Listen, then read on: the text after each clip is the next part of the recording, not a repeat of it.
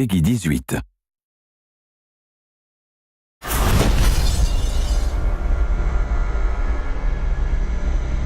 The thing we really wanted to do was give the player decisions to make, give the player choices and have some consequences to those choices. And some have lightweight or subtle consequences, and some are purely aesthetic.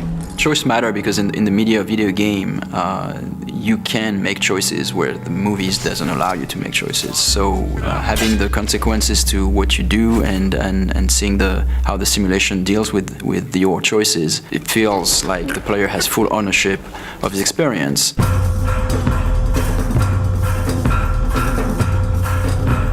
My goal is that everything that the player wants to do, he should be able to do it.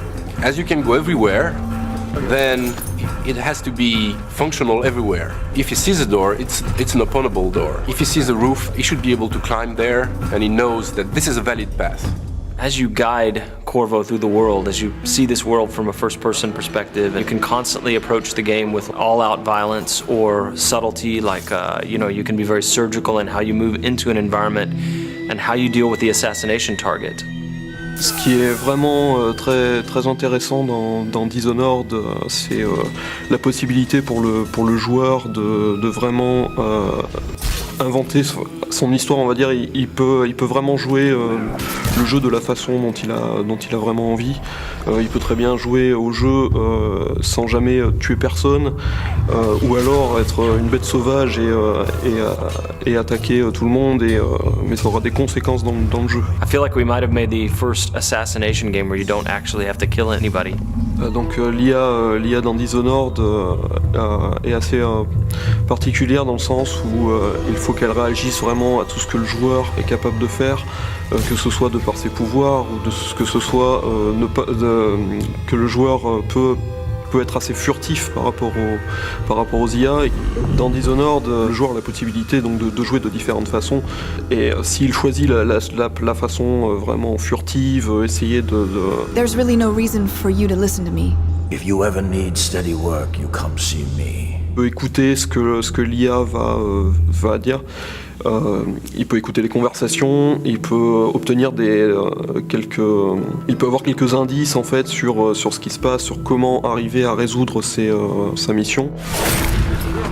Oui, donc le joueur va pouvoir utiliser des combinaisons de pouvoirs assez variées. Par exemple, donc il va pouvoir arrêter le temps, commencer à utiliser l'arbalète pour tirer sur les différents ennemis. Les flèches vont prendre le cours normal du temps, tous les ennemis dans la pièce vont mourir. Il peut utiliser ça de façon... il peut utiliser des combinaisons complètement incroyables, et je pense que on va être assez étonné de ce que les joueurs vont être capables de faire. So when people play Dishonored, and once in a while they figure out something that just feels utterly creative to them and that they wouldn't have expected to be able to do in the game, that is a magic moment for us. That's what we live for. I watched a guy the other day do something I'd never seen in Dishonored before. He was running away after killing off a couple of high-profile assassination targets, 2 members of parliament, and he was up high on a balcony. And the jump would have killed him because it was maybe 4 stories up, but he had the possession power.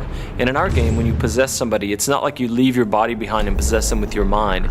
It's a corporeal thing, so you move physically into them, and then you pilot them around.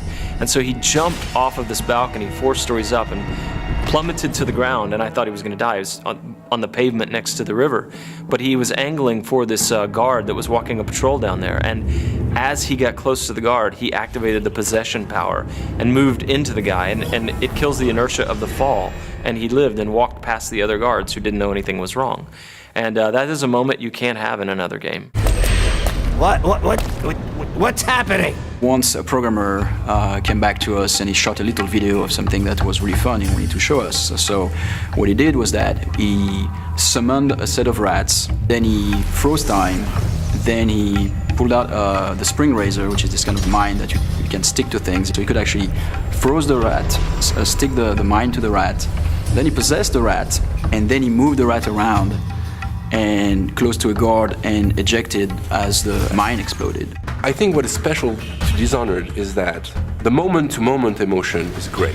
In a shooter, for example, you know that shooting at a guy will kill you, and you have to take cover and progress, and well. But in Dishonored, you can combine things in a way that even the result can be unpredictable. For us, the thing that is a thrill is whenever we are surprised by the game. We see that for the first time, like a character responding to something, all those powers will chain together, and still the simulation works. For us, it's really mind-blowing. What I like to do when I'm playing games, to share experiences. Every player experience would be pretty different. I would love the player to feel that.